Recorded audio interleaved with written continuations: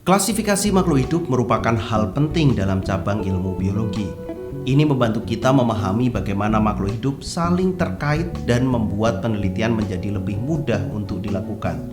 Namun, dalam klasifikasi makhluk hidup, banyak nama-nama yang sulit diingat dan dibedakan, sehingga harus ada metodenya. Dalam sains ada metode tersendiri nih, biar kita bisa tahu klasifikasi hewan. Misalnya saja kucing. Kucing tuh banyak banget jenisnya. Dimana misalnya ada kucing domestik, atau ada kucing bengal nih, atau kucing garong, bukan, atau kucing-kucing jenis lainnya deh. Berkat adanya binomial nomenklatur atau tata nama ganda, kucing domestik ini jadi punya nama sendiri. Namanya Felis catus. Nah, ini beda dengan kucing hutan misalnya, yang namanya adalah Felis caus. Ada juga kucing bengal nih, yang diberi nama Felis bengalensis. Nah, sebenarnya gimana sih aturan penamaan binomial nomenklatur?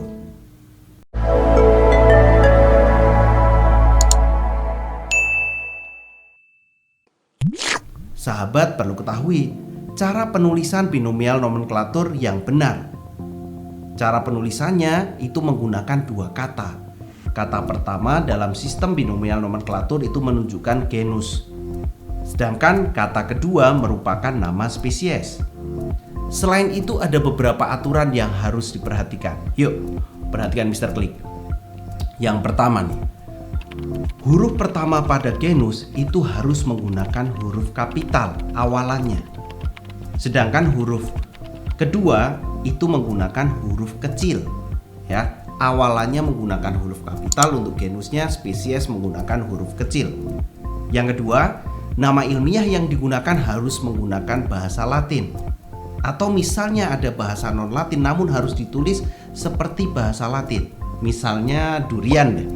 Durian itu nama Latinnya Durio zibetinus.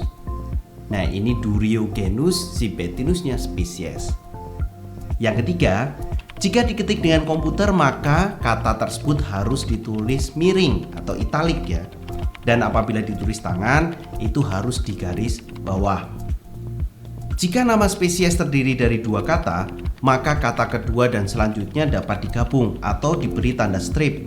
Contoh binomial nomenklatur pada bunga sepatu, Hibiscus rosa sinensis, atau ditulis juga Hibiscus rosa strip sinensis. Nah, ada tambahan aturan lagi nih sahabat. Yang keempat, jika ingin mencantumkan nama penemu hewan atau tumbuhan, maka harus diletakkan di belakang nama spesies, baik dalam bentuk singkatan misalnya, atau bisa juga secara lengkap. Syaratnya nama tersebut tidak dicetak miring dan tidak digaris bawah, dan ditulis dengan awalan huruf kapital tentunya. Nah, binomial nomenklatur, istilah ini sudah kita bahas ya. Semoga sahabat paham nih, bahwa binomial nomenklatur ini merupakan sistem pemberian nama dua kata, tata nama ganda, untuk setiap spesies makhluk hidup. Jadi setiap spesies pasti berbeda nama dan dengan spesies yang lain. Binomial nomenklatur ini membuat klasifikasi makhluk hidup menjadi lebih mudah dan efisien. Hal ini memastikan bahwa setiap spesies hanya memiliki satu nama saja dan mudah dikenali oleh para ilmuwan atau peneliti di seluruh dunia.